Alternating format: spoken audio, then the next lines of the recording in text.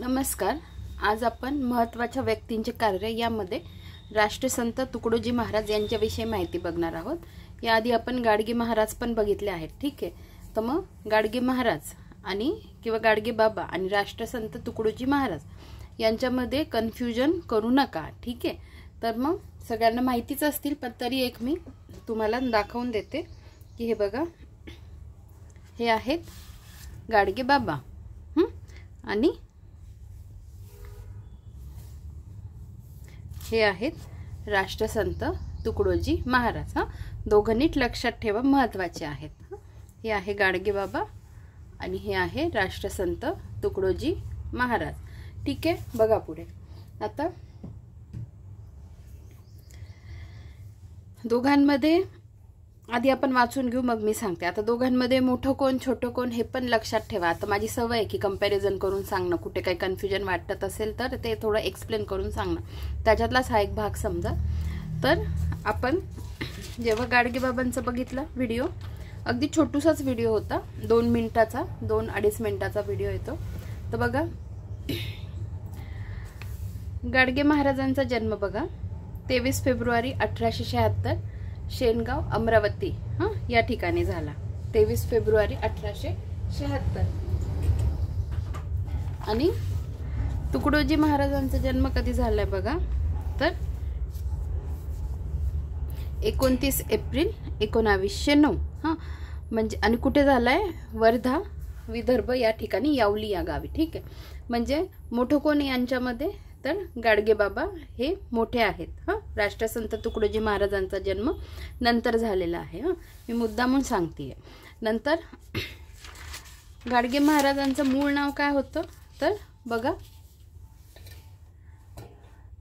डेबूजी झिंगराजी जानोरकर। डेबूजी झिंगराजी जानोरकर हे त्यांचं खरं नाव। आणि राष्ट्रसंत तुकडोजी महाराजांचं खरं नाव काय, माणिक बंडोजी ठाकूर। या गोष्टी अशा सोबत सोबत लक्षात ठेवा। तर आपण बघूया त्यांच्यावर प्रश्न काय विचारलेला आहे की बघा, यावली, चिमूर आणि आष्टी येथे चले जाव चळवळ भारत छोडो यांच्या प्रेरणेने सुरू झाली। कुठे कुठे, यावली, चिमूर आणि आष्टी या ठिकाणी। तर कोणाच्या प्रेरणेने, राष्ट्रसंत तुकडोजी महाराज यांच्या प्रेरणेने, ठीक आहे। पुढे बघा, त्यांच्याविषयी आता माहिती बघू। राष्ट्रसंत तुकडोजी महाराज, जन्म त्यांचा 29 एप्रिल 1909 आणि त्यांचं निधन 10 नोव्हेंबर 1968 ला, ठीक आहे। बघा, मूळ नाव त्यांचं माणिक बंडोजी ठाकूर, जन्मगाव वर्धा विदर्भ यावली या ठिकाणी, वर्धा जिल्ह्यातील आष्टी या गावी 19 ऑगस्ट 1942 साली 3000 लोकांचा जमाव पोलीस ठाण्यावर चालून गेला। पोलिसांनी गोळीबार केला, त्यात 7 जण मरण पावले किंवा त्यात 7 जण मारले गेले। जमावाने त्यांच्यावर हल्ला करून 3 पोलीस व पोलीस उपनिरीक्षकाला ठार केले। पोलीस ठाणे, पत्र कार्यालय व सरकारी विश्रामगृहाच्या इमारतीला लोकांनी आग लावली। चिमूर जिल्ह्यातील 5000 लोकवस्ती असलेल्या गावात उद्धव कोरेकर यांनी ब्रिटिशांना कर देऊ नयेत व कायदे मोडावेत अशी चिथावणी दिली। कोणी, उद्धव कोरेकर यांनी ब्रिटिशांना कर देऊ नयेत व कायदे मोडावेत अशी चिथावणी दिली। त्यानंतर विदर्भ प्रांतातील चले जाव चळवळीचा जोर फक्त नागपूर शहरापुरता मर्यादित नव्हता। यावली, बेनोडी, आष्टी, चिमूर वगैरे ठिकाणी ब्रिटिश सरकारच्या दडपशाहीचा सामान्य लोकांनी प्रतिकार केला।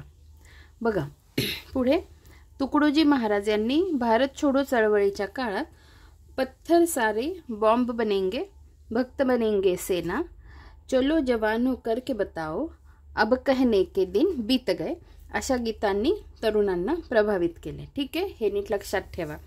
नंतर 1936 साली गांधीजींच्या राजेंद्र बाबू, पंडित नेहरू, मौलाना आझाद प्रभृती राष्ट्रनेत्यांशी त्यांचा परिचय झाला। 4675 ओवी संख्या असलेले ग्रामग्रंथ प्रसिद्ध काव्य, ठीक आहे, महत्त्वाचं आहे। ग्रामग्रंथ प्रसिद्ध काव्य कोणाचं, तर राष्ट्रसंत तुकडोजी महाराज यांचं। 1942च्या चले जाव आंदोलनात भाग घेतल्याने तुरुंगवास भोगावा लागला। तुरुंगात त्यांनी सुविचार स्मरणी ग्रंथ लिहिला. 1955 विश्वधर्म व विश्वशांती परिषदेसाठी जपानला गेले. त्यानंतर पुढे बघा, 1866 प्रयाग येथे विश्व हिंदू परिषदेचे ते अध्यक्ष होते. गुरुकुंज आश्रम मोजरी जिल्हा अमरावती येथे निधन. मूर्तिजापूर येथे गोरक्षण संस्था व पुणे येथे वृद्धाश्रम स्थापन. बघा ठीक आहे, या गोष्टी आता आपल्याला कळालात.